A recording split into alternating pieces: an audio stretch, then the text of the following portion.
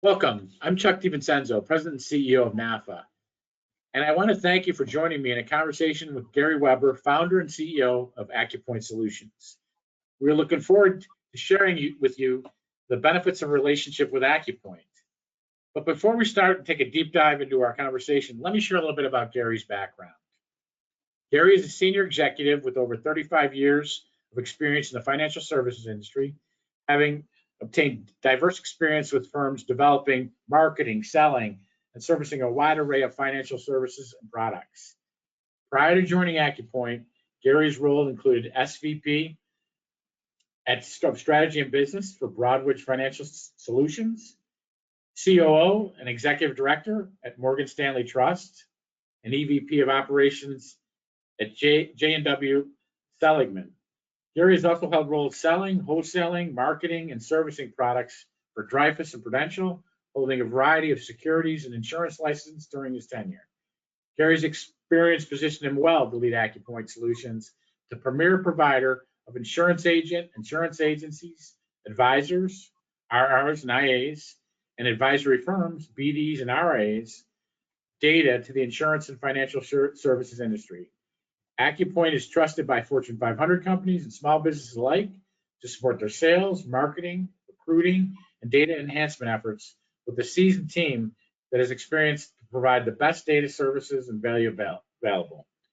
Gary has a Bachelor of Science in Business Administration from Seton Hall University and a Juris Doctor from Seton Hall University School of Law. Gary, thanks for joining us today. Thank you for having me. I appreciate it. Yeah, we had a little banter before this, and one of the things both interesting, both were reformed attorneys, and two, we both have a love of the Big East, as we were both involved in our schools back in the heyday of Big East basketball. So always fun to talk about those days. But more importantly today, I want to talk to you about sharing us what AccuPoint provides and why you started this company. Sure, thank you for that. So we're a firm that provides data. It's a business-to-business proposition. And our data includes information on over 3 million different individuals and a couple 100,000 firms. And if you break it down, we have data on insurance agents and agencies. We then have data on broker-dealer firms and the registered reps that are registered with them, and on the RIA firms and the investment advisors that are registered with them. So if you break it down, the insurance side, we have 2.5 million insurance professionals in that database. We have a very unique, one-of-a-kind insurance agency database at this time. There's about 180,000 agencies in there, and then about 750,000 advisors. Again, that could be duly registered. That's a unique number, and all the advisory firms, the RIAs and BDs. So, the type of data we have would be profile and contact information to make it just simple. So picture somebody going into our portal or into their database, any kind of front-end tool they have, and saying, I'd like to see or get or target agents that have a lifeline of authority that don't sell property and casualty insurance, that are appointed with these types of carriers, that are between these age groups, that also might happen to be investment advisors or registered reps with these types of licenses. And then our portal will allow you to download that data directly to your desktop or laptop. And that data, again, will include all that information plus several phone numbers, email addresses, physical addresses. And as you can imagine, our clients then use that to market, recruit, brand, sell, and then sometimes for data analytics, data cleansing. There's really a whole lot of different things that you can do with the data. That's really impressive. And one of the things that you mentioned to me before was that you actually had been on the insurance, right on the front lines, both from BD standpoint and insurance. So you've seen this kind of transformation over time about how data is used and how important it is. Can you go through this process and why it's so important to have services like yourself? Sure. So, if you go back and, go back 20 years, 30 years, whatever it is, there was always talk about data, right? And while data was important, we've all seen that it becomes even more important in today's world. And I remember hearing a story a long time ago, probably 20 years ago. And it was kind of cutting edge at the time. And it was a story about a dad who went into, it was one of the department stores, and basically went in to see a manager and said, listen, you all are sending my 18-year-old daughter lots of information on baby clothes and baby formula. And, I'm looking at that, and I don't want you giving my daughter ideas here. She's still young. And he was really annoyed. Well, it ends up they had taken data from previous sales from this individual. And guess what? She was having a baby. And again, that was cutting edge. Now, today, I think people can do that with a snap of a finger, figure out who's buying what, who's doing what their information is. So the data has gotten even more and more complex over time. And it's gotten, I think, in some ways more difficult to use. And our job is to really take that data and make it as simple for you to use, make sure you get the best data available, make sure you can target who you want to target and profile who you want to profile. So you get the largest ROI from that, so you get the best results from that. Yeah, I just heard a stat about that too, that in the last 2 years, there actually is more data been aggregated and combined than in all of history. So you think about big data, but the point that you're making is that it's time consuming to go through all this stuff. So what kind of questions do folks ask you and what have you when they're doing their due diligence to review what they're getting for, and when you're providing the service to them? Yeah, I think that's a great question, and I don't think that sometimes people ask enough. I know they don't of us. We try to push it on them just so they can, see what it is that we are and how we differentiate ourselves. But to me, there's a lot of different questions you should ask when you're looking at a data provider. The first one is ask for references, right? Now, of course, everybody's going to give you good references, but you can't just ask the question, how are they to deal with? You really have to understand the questions you're asking, and it's the same questions you would ask of the provider themselves. But I think that's important, right? Second thing is ask for samples of the data, right? We don't get asked that question enough. And if you're getting a sample, make sure you look at that sample and you understand what it is. If you're looking at samples, for example, of our data or data from our competitors, for example, right? You shouldn't get a form or a spreadsheet that has every email filled in, every phone number filled in, right? That's just not reality. So if you're asking for samples, I think you should ask for samples very specific. I would like agents or advisors or executives that are between this age group in this particular state. Let you choose what data you're going to ask. Don't let the provider choose what data they're going to ask.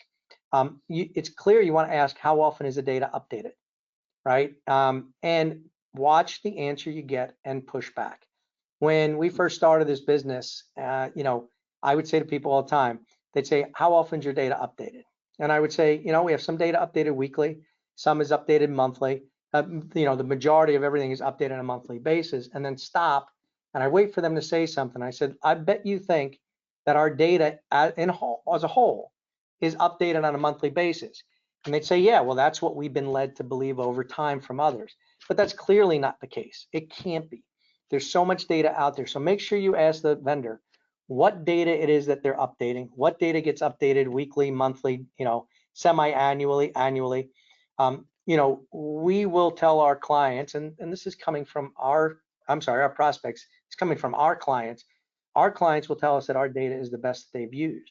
We make it clear to people that that's not us speaking, that's our clients, but the data is not perfect. And anybody tells you that their data is perfect or they have these astronomically low, error rates, they're really, it's just not right. So you want to dig into that.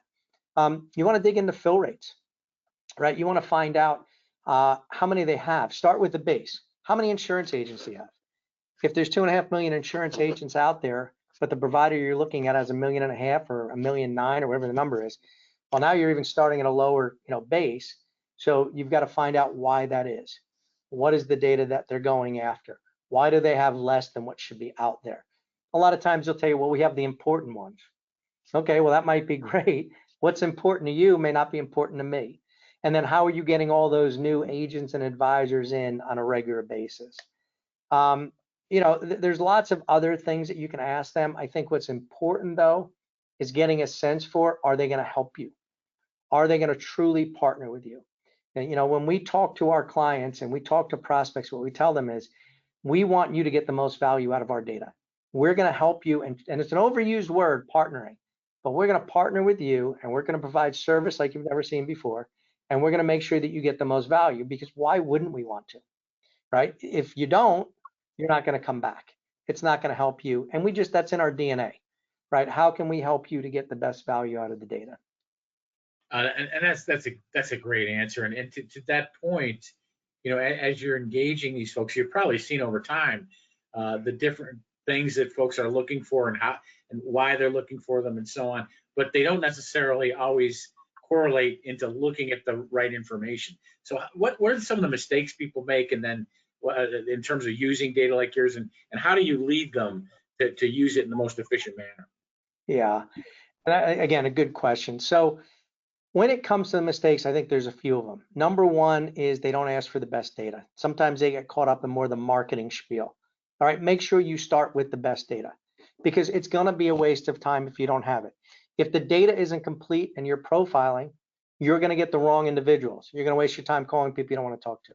If the data is bad or older, you're going to get more bad phone numbers. You're going to get more bad emails, right? You're going to waste your time. So the profiling end of it becomes really, really important. And it's really important that the user understands what the data is all about, and if they don't, to partner with their provider to make sure they understand that, and how best to use it. Because if you don't profile, everything just kind of goes downhill from there. And it is, as we mentioned earlier, getting more and more complicated.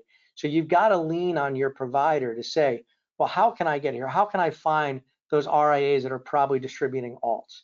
How can I find those insurance agents that, although they have a property and casualty line of authority, are probably focused on life insurance, right? Those are the things you need to do. After the profiling, then it comes down to just training those users. I think another mistake is people don't train users that are not necessarily using the system, but using the data. So if they're not on the training and they don't understand how best to go about profiling, how best to use the data, why are you using a primary phone number versus a secondary? When do I use a secondary? Examples like that. What happens is those individuals start getting very frustrated. They haven't been trained. They don't know what profile they're looking at. They're using data that they don't know how to use it best. And those are the mistakes that I see folks making along the way. And that makes sense. And obviously, your background and having worked in all the various areas in a lot of these firms, both large and small, when you go through that process, as to your point, you can have data, but how do you work your process in terms of your value proposition with individuals to help them through that process? Well, again, we want to make sure that we're talking to our clients each and every day. I think it starts with asking them about themselves. What are they doing? What are they looking for? What's their call to action? What is it that they want to get out of the data? Too many times I see people that start demos or training and they just go right into what they're looking to do, what they wanted, their points they want to get across. Here are the data points, here's a definition. For us, we start differently. It's tell me what you do and what you're looking to accomplish. What are your goals and objectives? What are you going to use as your outreach for this? Are you doing emails? Are you doing phone calls? Are you sending out physical mailings? And we want to understand first what they're looking for. Once we understand what they're looking for and what their goals are, and that could change, and even within certain companies, different within divisions, then we can further help them to make sure that profile is good, and we can make sure they're aligned with what their objectives are, and even some of the services we provide, right? Like we have mass email distribution service. We send out millions of emails every month for our clients. We have a phone shop. We make phone calls for people. We have digital marketing. We can follow people around the internet. We do all that stuff. So what's best for you? What fits within your budget?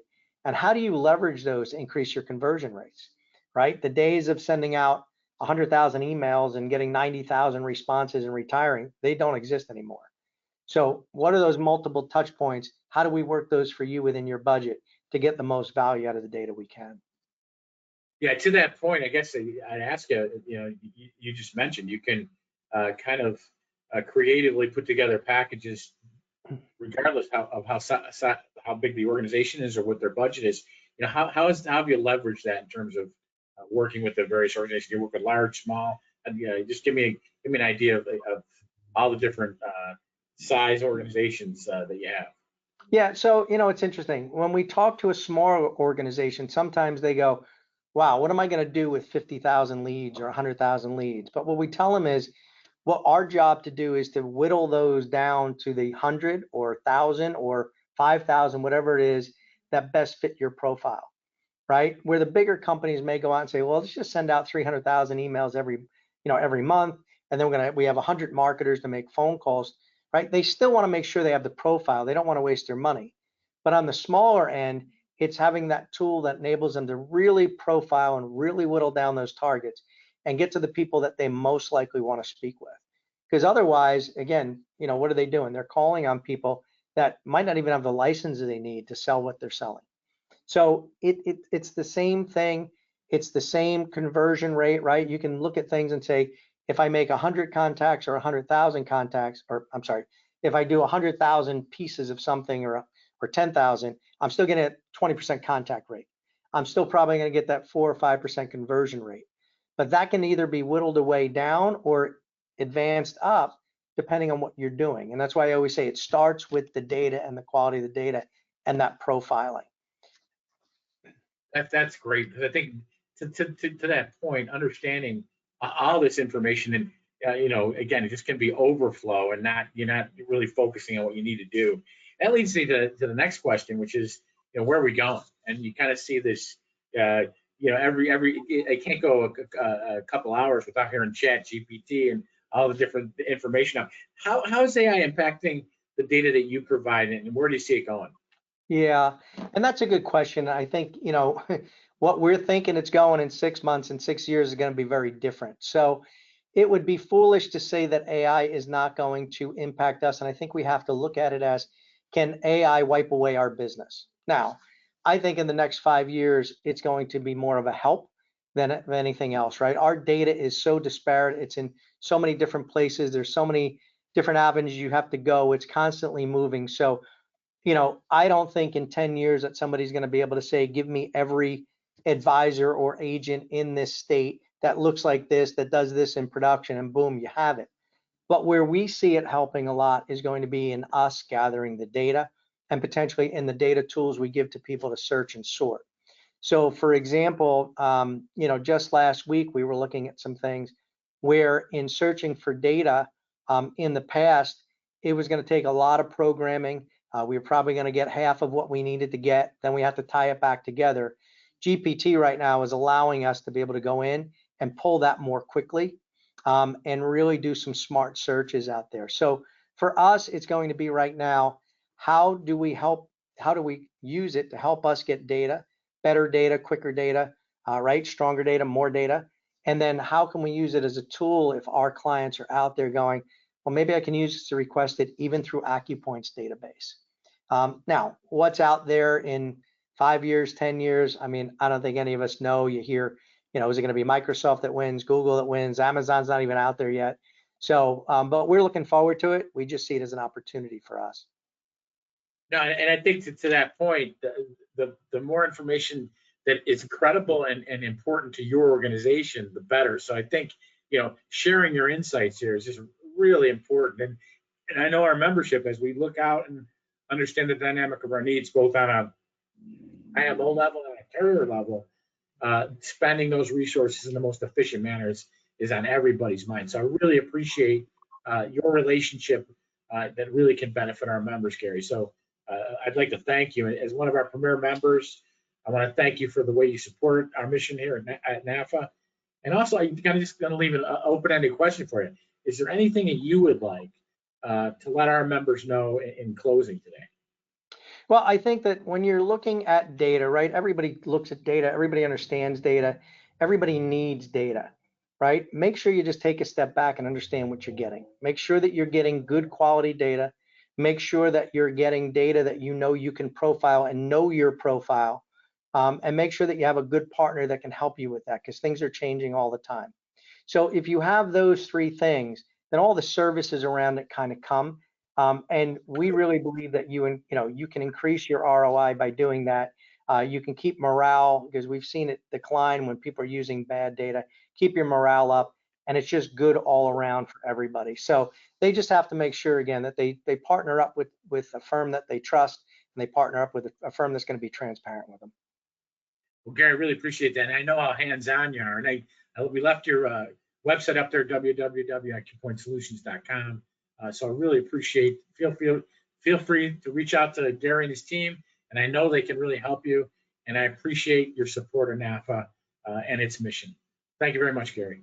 All right, thank you, Chuck, and thanks for all you all do as well. We really appreciate that. Great.